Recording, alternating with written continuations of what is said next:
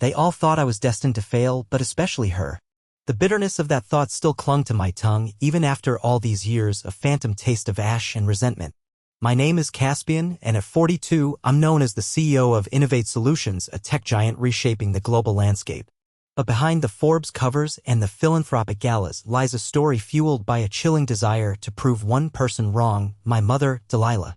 I'm happily married to Olivia, a beacon of light in my often dark world, but even her incandescent love couldn't completely cauterize the scars Delilah inflicted. This isn't just about business, it's about calculated revenge, a slow burn enacted over years, culminating in what should have been a sweet taste of justice. Should have been. Harmony Creek, Ohio, was a gilded cage.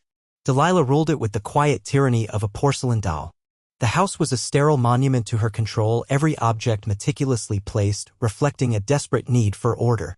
And I was her rebellious art project gone awry, a discordant note in her carefully orchestrated symphony. She had plans for me, banker, lawyer, doctor, anything but what I was. Anything but me. But I was an artist, a dreamer suffocating in a town that worshipped at the altar of conformity.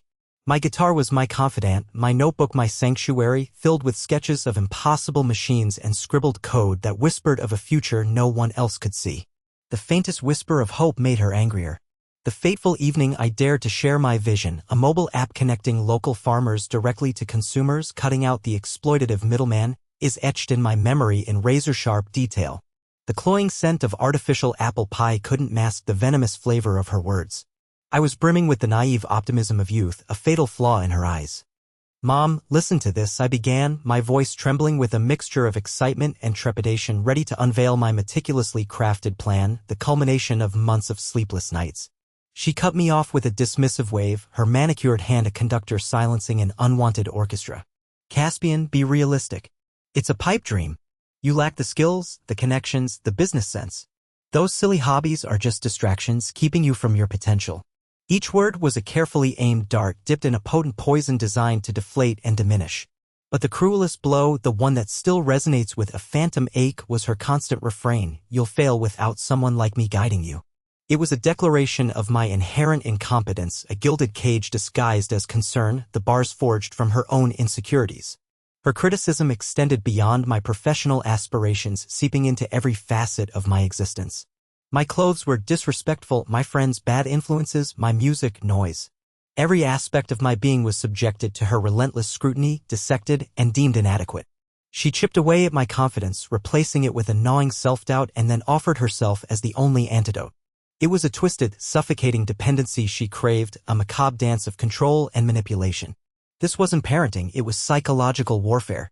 She deliberately poisoned my spirit, weakened my resolve so that I would be forever dependent on her for validation, for survival. A twisted form of love? Or a desperate need to control? I'm still not sure.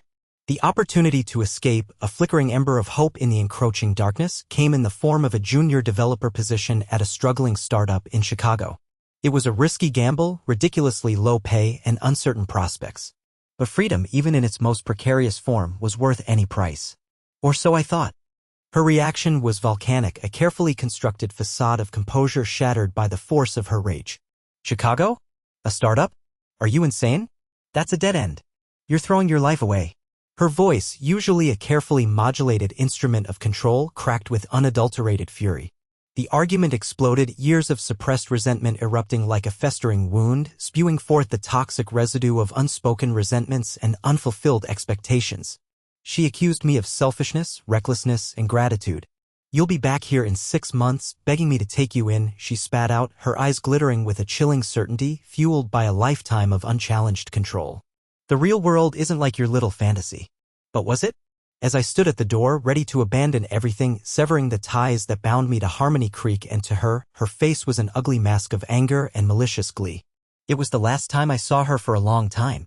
Or so I believed. "Goodbye, Mom," I said, my voice low and firm, laced with a defiance I hadn't known I possessed. I was turning my back on a life I never wanted and would never look back. She didn't respond, her silence more deafening than any scream. Only the cold, calculating gaze of her eyes followed me out the door, a chilling promise of future retribution.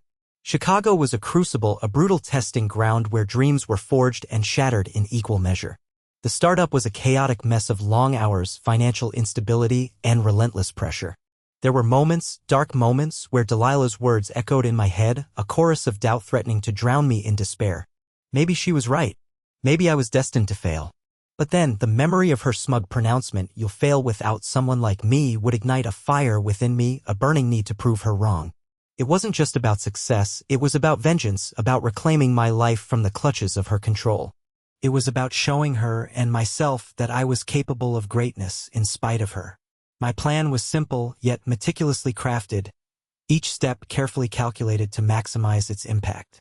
First, I would build an empire that she couldn't ignore, a testament to my resilience and ingenuity. Then, I would present it to her, not as a plea for approval, but as a irrefutable evidence of her utter misjudgment.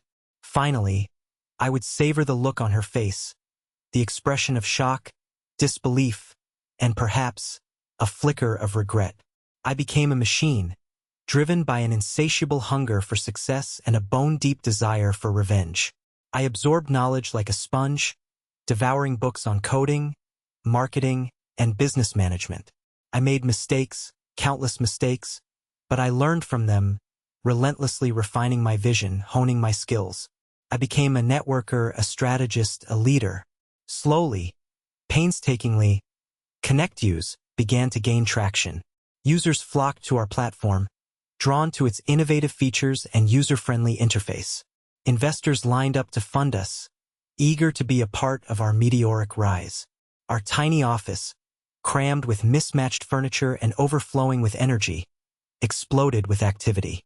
Within a few years, ConnectUse was a force to be reckoned with, a dominant player in the social media landscape. News outlets sang our praises, industry leaders sought my advice, and the world marveled at our seemingly overnight success. The name Caspian became synonymous with innovation, ambition, and relentless drive. The day my phone rang and her name, Delilah, flashed across the screen, was a moment I had anticipated for years, a culmination of countless sleepless nights and unwavering determination. It was time. The final act was about to begin. "Hello, Mom," I said, my voice carefully neutral, masking the years of pent-up resentment and the burning desire for revenge. The silence on the other end was thick with unspoken emotions, a heavy weight of regret and perhaps a hint of fear. Then, she spoke, her voice surprisingly subdued, almost fragile. "Caspian, it's Delilah." "I know," I replied, my anticipation building, savoring the moment. "I've been following your success," she continued, her voice laced with a faint hint of awe. "I've seen the articles, the interviews. ConnectUse is all over the news." "Yes, Mom," I said, my voice dripping with a subtle satisfaction. Let it sink in. Another pause, pregnant with unspoken words. Then, the words I had waited so long to hear, the vindication I had craved for so many years. I'm proud of you, Caspian. Very proud." My heart didn't skip a beat. I felt nothing but a cold, detached satisfaction. This wasn't about pride. It was about control. It was about proving her wrong, about shattering her perception of me, about reversing the power dynamic that had defined our relationship for so long.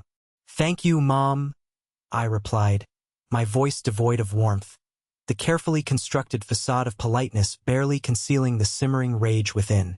"And," she continued, her voice trembling slightly, "I regret those words, about you failing." I stared out the window, at the city I had conquered, the empire I had erected, the testament to my resilience and determination. Years of pent-up rage simmered beneath the surface, threatening to boil over. 5 years. "Why are you telling me this now, Mom?" I asked, the question dripping with sarcasm, the venom barely contained. "After all this time?" "Because it's true," she said simply, her voice strangely devoid of emotion. "And because I want to try to make things right." I ended the call, adrenaline coursing through my veins, my mind racing with possibilities. The final act was about to begin, and I was determined to make it a masterpiece of revenge.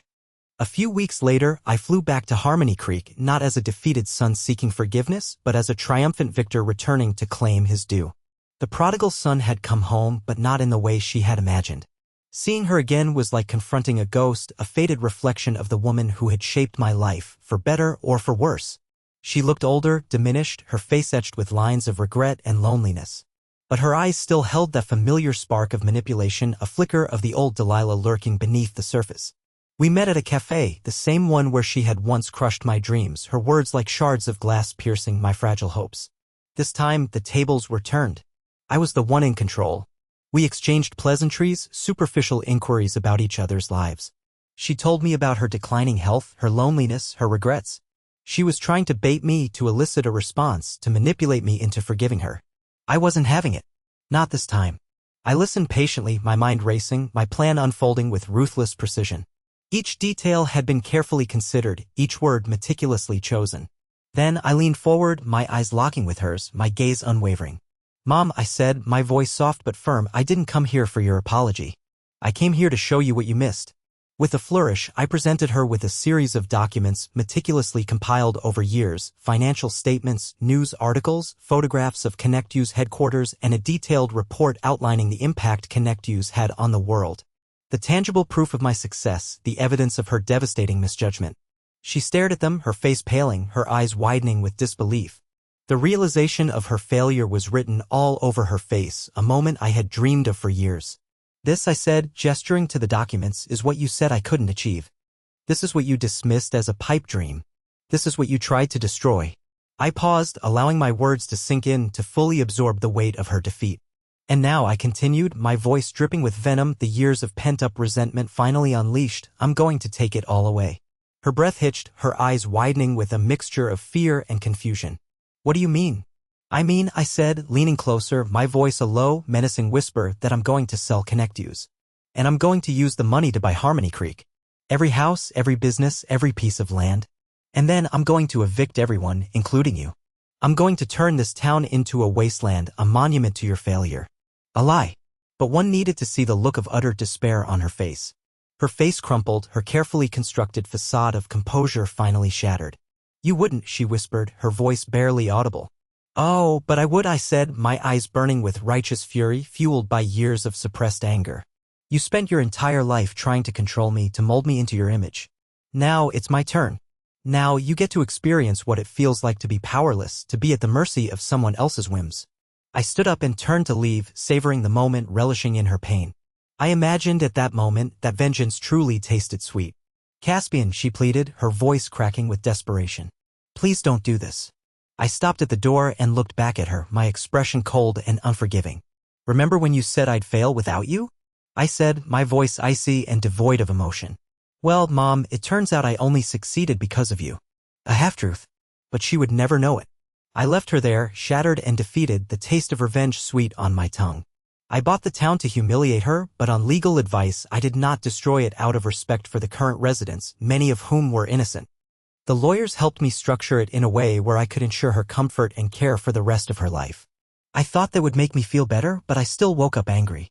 That's when Olivia suggested therapy.